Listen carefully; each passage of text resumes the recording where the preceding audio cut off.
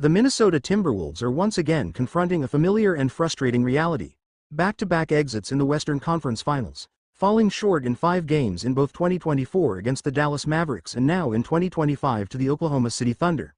For a franchise that appeared to be on the cusp of a breakthrough, the inability to get over the hump has raised questions about their ceiling, and particularly about their young superstar, Anthony Edwards. The 23-year-old guard, widely regarded as one of the most electrifying players in the NBA, entered the 2025 playoffs with sky-high expectations. His confident demeanor, explosive scoring, and brash leadership had drawn comparisons to basketball royalty, including none other than Michael Jordan.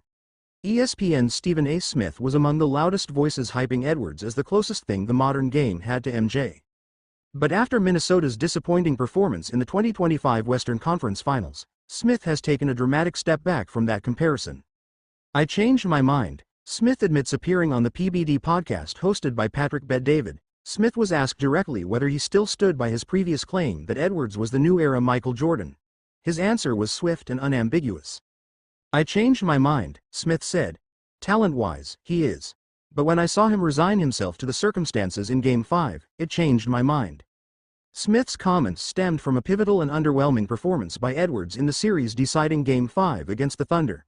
With Minnesota's season on the line, Edwards looked passive in the face of Oklahoma City's relentless defensive pressure. The Thunder sent aggressive double teams at him throughout the night, and Edwards struggled to respond, finishing with just 19 points on 38.9% shooting and going 1 for 7 from beyond the arc. For Smith, the issue wasn't just poor shooting, it was the lack of fight, the body language, the seeming acceptance of defeat. And that, he emphasized, was where the Jordan comparison fell apart. The Jordan standard. Adapting and overcoming to explain the difference, Smith recalled a defining trait of Michael Jordan's greatness: his refusal to be contained by any defensive strategy. Smith drew parallels to Jordan's battles in the 1990s with the bruising New York Knicks, specifically the late Anthony Mason, a 6 feet 8 inches, 250-pound enforcer known for his physicality under coach Pat Riley. "I remember when Pat Riley with the Knicks would take Anthony Mason and put him on Michael Jordan," Smith recalled.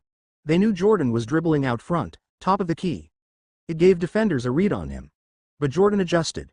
He realized that to beat that